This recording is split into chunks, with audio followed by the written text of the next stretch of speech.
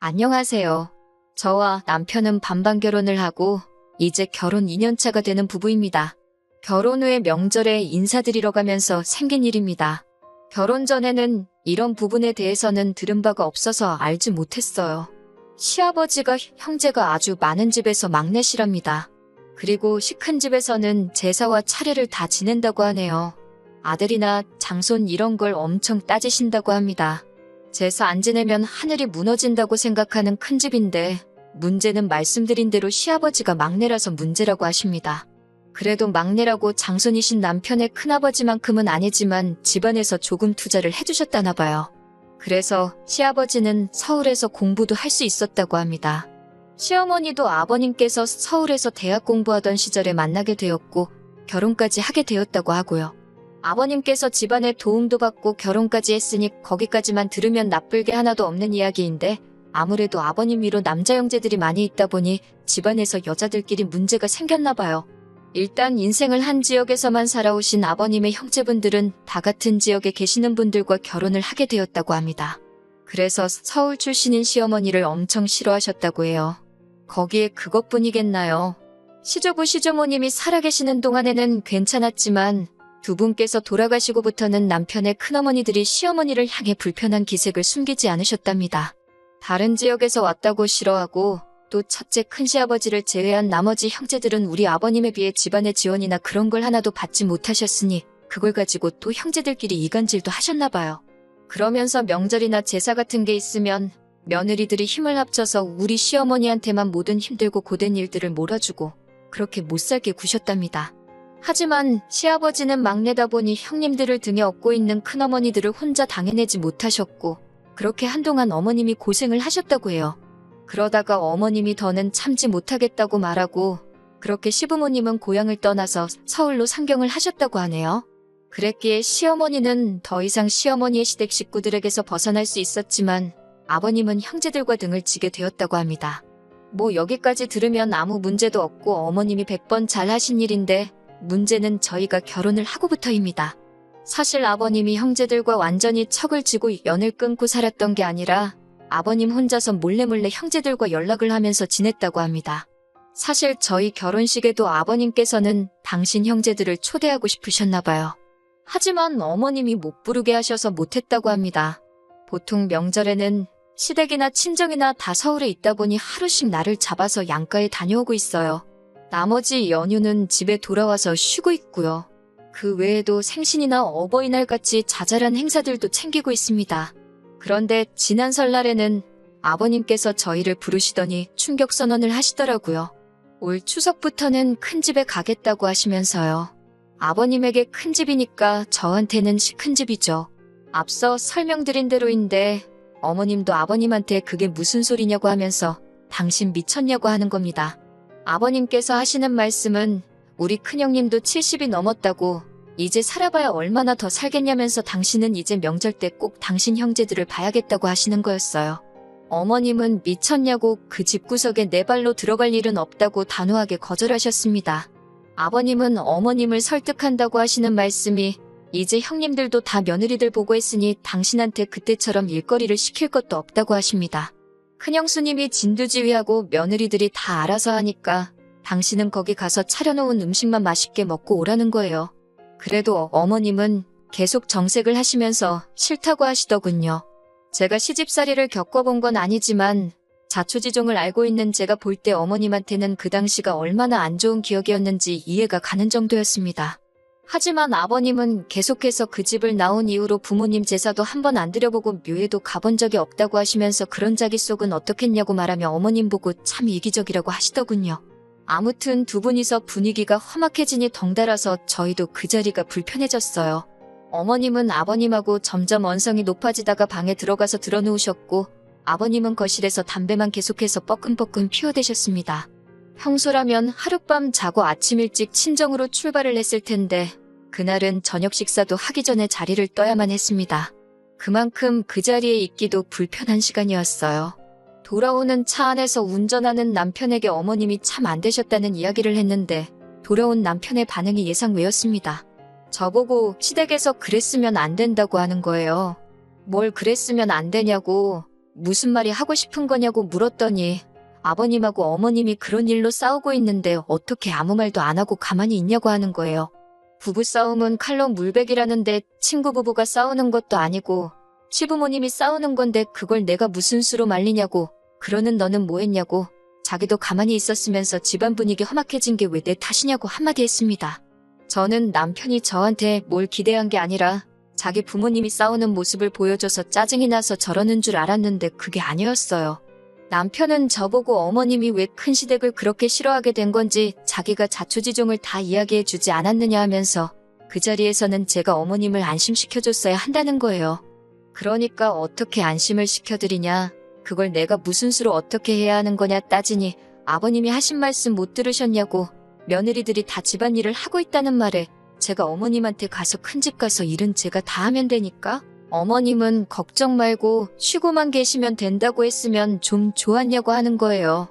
다른 사람도 아니고 남편이 그런 말을 했다는 게 정말 이해가 되지 않았습니다.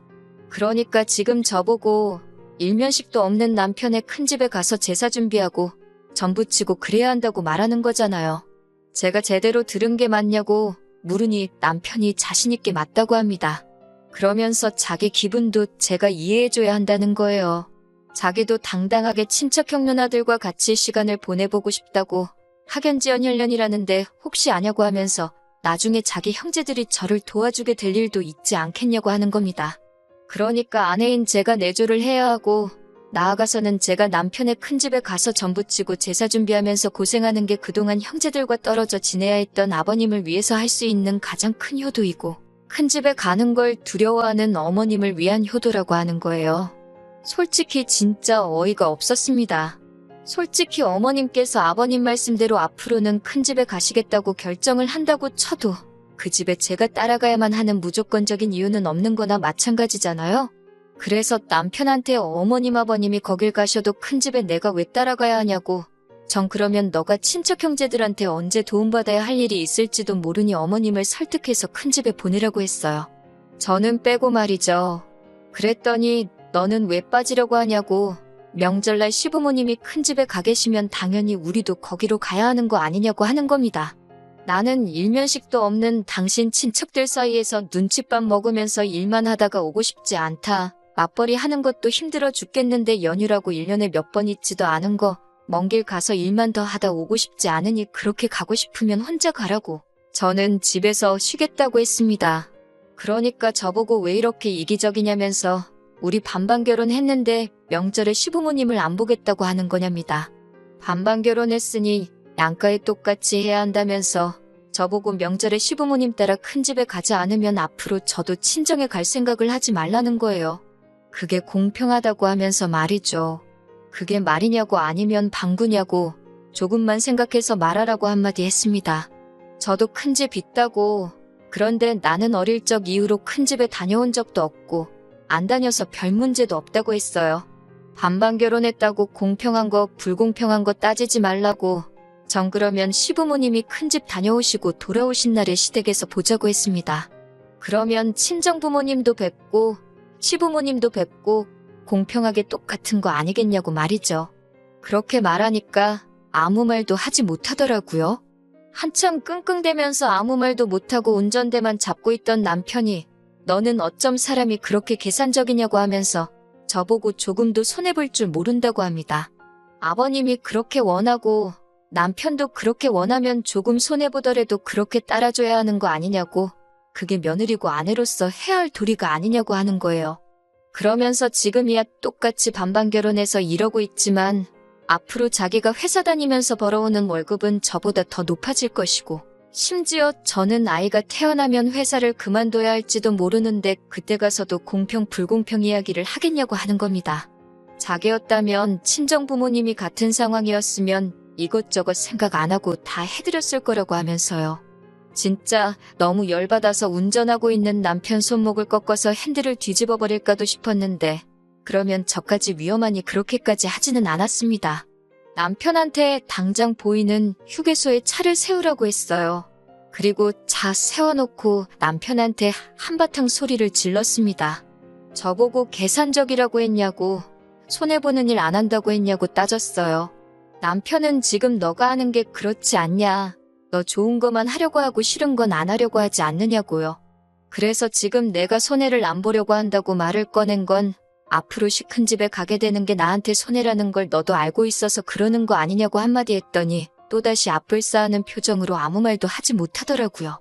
그리고 월급 이야기가 나와서 말인데 내가 애가 태어나서 회사를 관두게 되는 건 또 뭐가 문제냐고 했습니다.